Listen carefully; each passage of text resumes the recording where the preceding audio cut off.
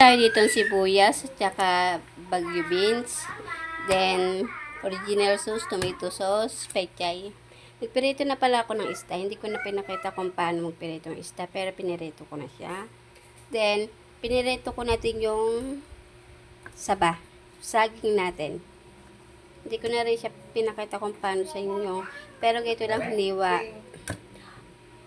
Ganito lang hiwa, tapos pinirito ko na lang siya. Then, may repolyo rin tayo dito. Kalahati lang. Kalahati ng repolyo ang gagamitin natin. Ngayon, lulutuin uli natin siya. Kaya hindi ko na pinakita sa inyo kung paano magpirito ng isda kasi lulutuin rin naman uli natin siya. Let's go!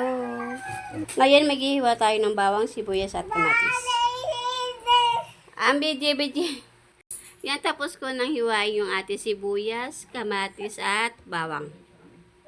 Yan. Ngayon, magluluto naman na tayo. Let's go. Kaya maglalagay tayo ng mantika. Dito na pala tayo magluluto sa pinagpirituan natin ng isda. Yan, lalagay na natin yung bawang. Yan, ilagay ko na palagi yung ating bawang. Sunod naman natin ang ating sibuyas. Then, isasabay na rin natin ang ating kamatis. I-mix lang natin.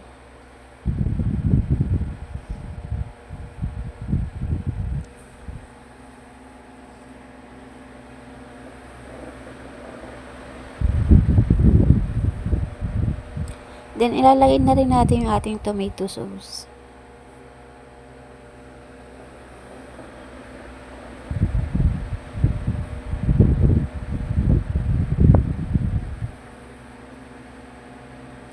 Then, i-mix lang uli natin.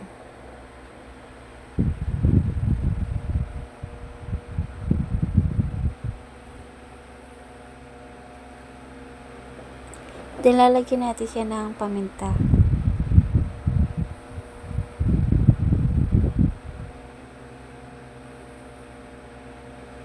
At lalagyan din natin siya ng konting bechin.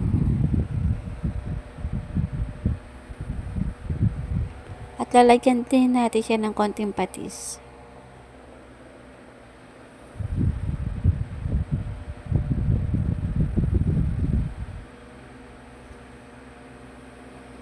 Lalagyan natin siya ng tubig.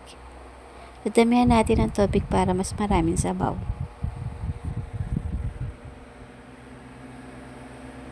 Then, i-mix lang natin.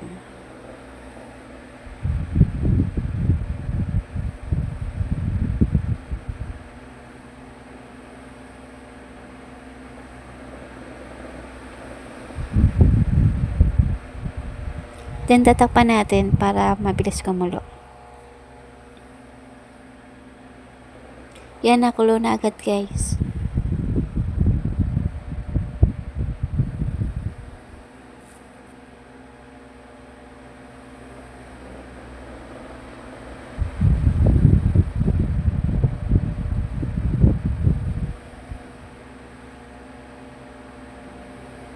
Then, nagtunaw pala ako yan ng konting custard para mas malapot.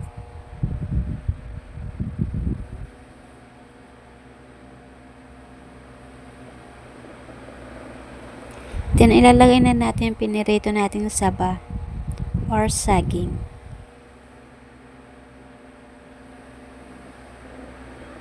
Then, ilalagay na rin natin yung pinirito nating tilapia.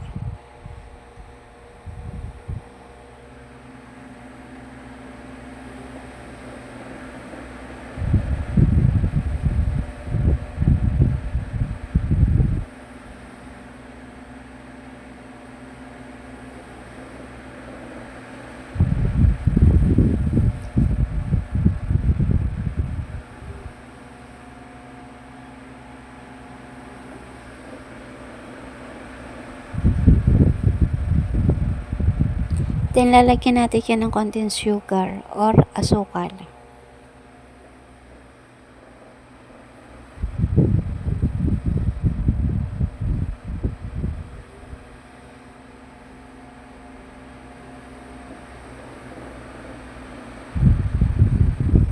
Then, i-mix lang natin.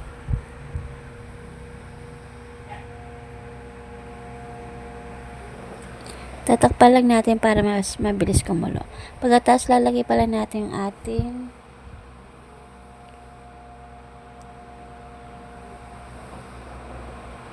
Lalagyan natin ang ating repolyo.